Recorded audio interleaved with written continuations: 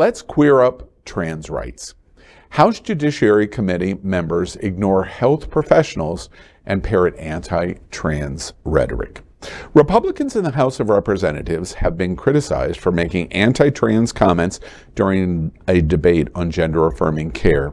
New York Representative Jerrold Nadler said that the debate on July 27th had descended into a platform for politicians to bully transgender youngsters after several remarks were made opposing trans health care. Republican members of the House Judiciary Committee's Subcommittee on the Constitution and Limited Government spoke about the dangers and due process violations of gender-affirming care for children, with several calling the medical care dangerous. Their comments came despite numerous studies proving that gender-affirming care can actually improve the mental health of trans teenagers. Republicans called 4 witnesses, including a director from the right-wing evangelical group Family Research Council, who criticized gender-affirming care. Texas Representative Wesley Hunt compared gender-affirming care to a child being able to eat ice cream for every meal, claiming trans children are too young to be able to make decisions about their own bodies. He added that doctors who support gender-affirming care have absolutely lost their minds. Democrat Nadler voiced his disgust at the anti-trans remarks, which he described as bullying.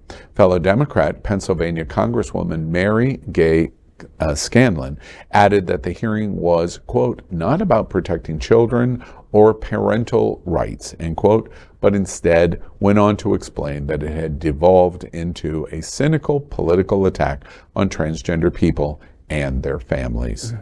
Let's be clear. Congress has no business interfering in parents' freedom to make decisions about appropriate medical care for their children. The idea that politicians are more qualified to judge the medical value or necessity of gender-affirming care than every major medical organization is absurd. Holding a hearing to substitute far-right ideologies for parental judgment exposes the rank hypocrisy of the party claiming to value individual freedom and small government. And so here we are before the Subcommittee on the Constitution and Limited Government. Make no mistake, today's hearing is not about protecting children or parents' rights. It's a cynical and frankly dangerous political attack on transgender children and their families, driven not by science or facts, but by polling and political strategists determined to mobilize conservative voters through fear. So let's start by setting the record straight. Gender-affirming care is safe and effective. It is supported by every major medical association, including the American Academy of Child and Adolescent Psychiatry, the American Medical Association, and the American Academy of Pediatrics, among others, representing over 1.3 million American doctors. It's just not up for debate. The partisans who characterize gender-affirming care as radical gender ideology are just repeating right-wing talking points to delegitimize critical health care. Access to gender-affirming care is essential to the mental health and well-being of trans youth. This care is tailored to both the mental and physical health needs of patients, as well as their developmental stage in life. And the parents and guardians of these children are involved in every phase of decision-making. There's nothing radical about that. So when our Republican colleagues allege that gender-affirming care raises particular dangers or due process issues, that is fear-mongering at its worst, picking on already vulnerable kids in order to stir up chaos that they hope to ride to success at the ballot box, no matter how deceitful or dangerous those claims are. As a mother of 3, I certainly never found myself at my children's pediatric appointments wishing for medical advice from the House Judiciary Committee.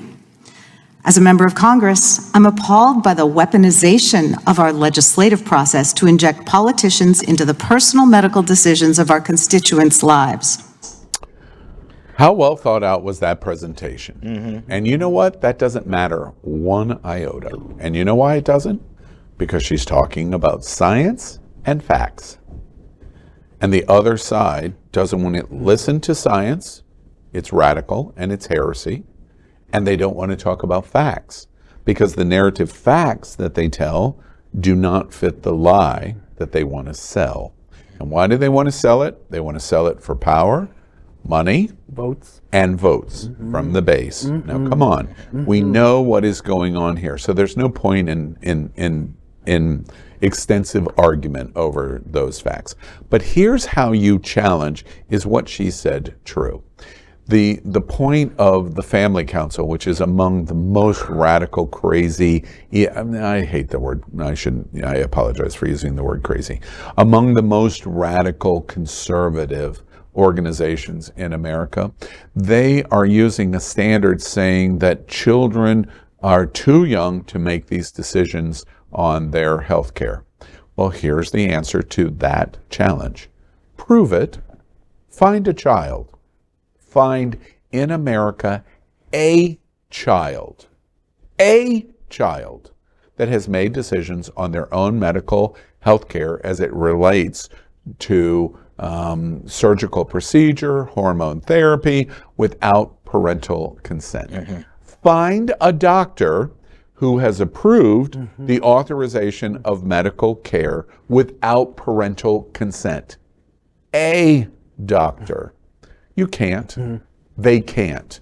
They continue to say there's boxes of votes that were thrown out behind the voting booths. And so therefore, that's how the election was lost. This is the strategy. And at the end of the day, they just tell the lie. One of the things that they do great, though, is they tell the lie so many times, there's a percentage of base that believes the lie. It's not true. It's not based in science. And above all else, even beyond that, it's not based in fact.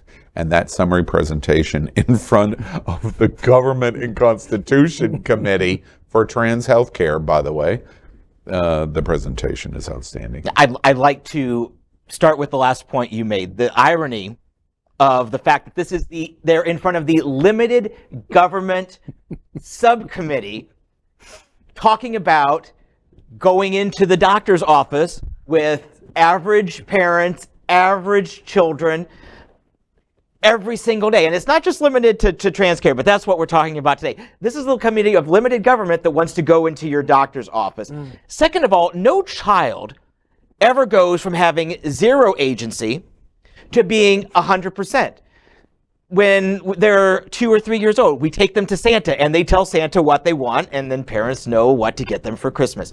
When they go to first grade or second grade, they get to start, when they do back to school shopping, they get to look at some of the clothes and they get to pick out what they want.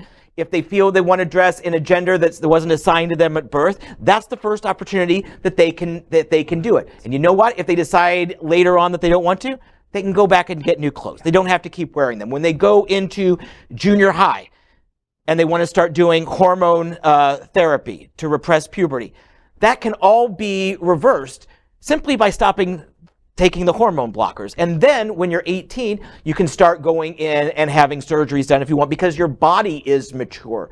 So this isn't one of those things where it's like, it's just going to happen one day. This is something that is a journey for parents, teachers, and the children that they're in charge of.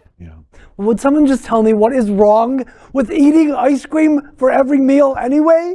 And I really cannot believe that the insidious and They say it makes you go bald. The insidious and so tired they need a pillow Family Research Council is still spewing this hate after all these years. Jerrold Nadler is right. These bullies are disgusting. Yeah, they are. And you know, one other thing that relates to the conversation here is we are all in favor, here in Florida, we're all in favor of absolute parental rights until it gets in the way with our politics. And parents can make whatever decision, they should have the ultimate decision until we don't agree with it.